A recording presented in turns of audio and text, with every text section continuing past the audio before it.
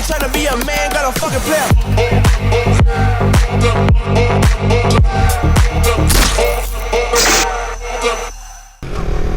Oleh, chỉ bay vét đây, vét phía sau tao đây là cái đâu lỗ mà chạy. Đây vậy chú, em mấy tuy riêng lắm ạ, cái đó na, lại con nuôi ấy đó, nè là minute sống lý bằng ở đó, chuyện theo cái vậy chú tu mà chú, mình lâu nè, vậy về không tụi nó, chú này là thiết là vàng, đốt lăng là mà càng ai chứ. Thật sao thì chọn nuôi không có sôi đón tiếng cả chứ tôi riêng lắm bằng video ăn phát đấy có lẽ cả cái mấy cái rộn thì mấy người thôi official em lâu in mà practice in omong em mà break thì vậy cho nên mình đầu tập lên rồi thì mình nào thì mình bịa phục ấy xíu cái thao á mà brake oil thì bleed chặt được cuộc lâu em rồi brake thì mò bleed chặt thằng ai này mấy thầy mà brake thì rồi em mắn lâu còn phi rồi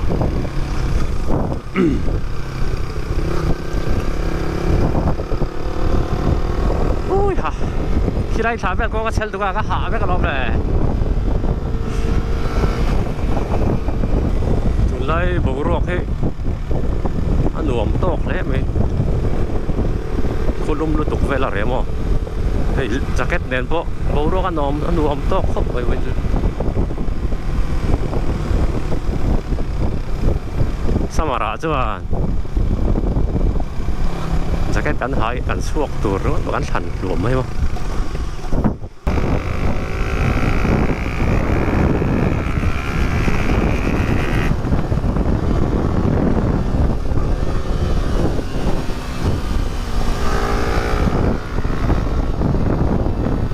thằng về lộc dân mà cái ăn lụt về là hắn tốc đến bóc kia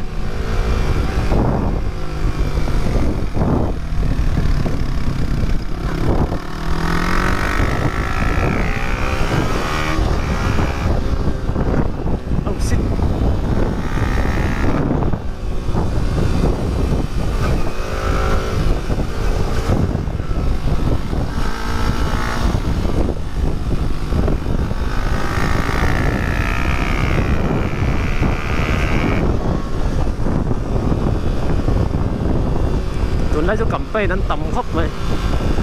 thành đôn thấy đấy anh em thì lăn thấy rẻ để họ làm mỏ tiền thôi chỉ là thanh lẽ ta thì lấy ven thấy sân thế khi gắn cần nó sạch bét đi khi này thìn bọc ấy anh ta phải nắm thìn khóc vậy thì điều các tôi đây là sẽ gắn vua ở đến ngang rành thìn bọc xíu mà muông trang hiện thấy là hết phụ anh ta phải nắm sân đây biết anh bên trên đó là cái nhìn đó là có mà thì phải vắt vắt chỉ vào nhau đấy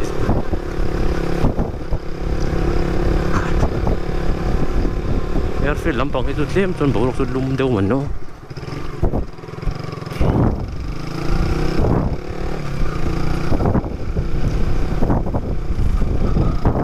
đây po Chris Pro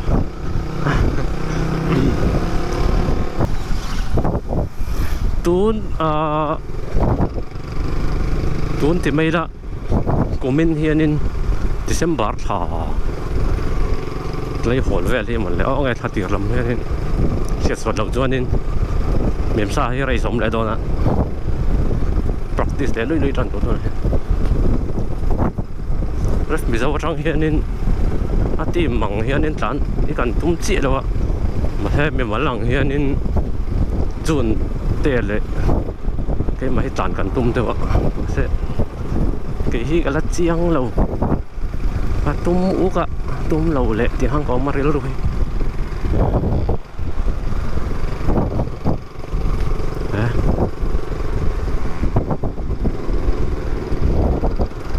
bây giờ chúng bảo rồi đang lệ giá rất tàu này mình muốn tầm phục bây giờ mình chú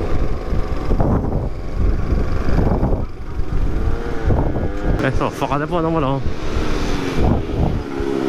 Tayo here din. Muna ka dawe doon. Mukha dam pati na. Cái lầu với chú cái mấy cái đồng cân hay cái mà trên cái đồng cân với chú cái mà trên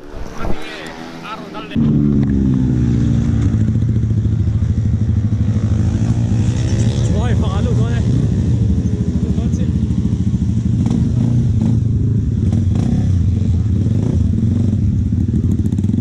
với chú ăn tầm một phát với official với Canadian Day One.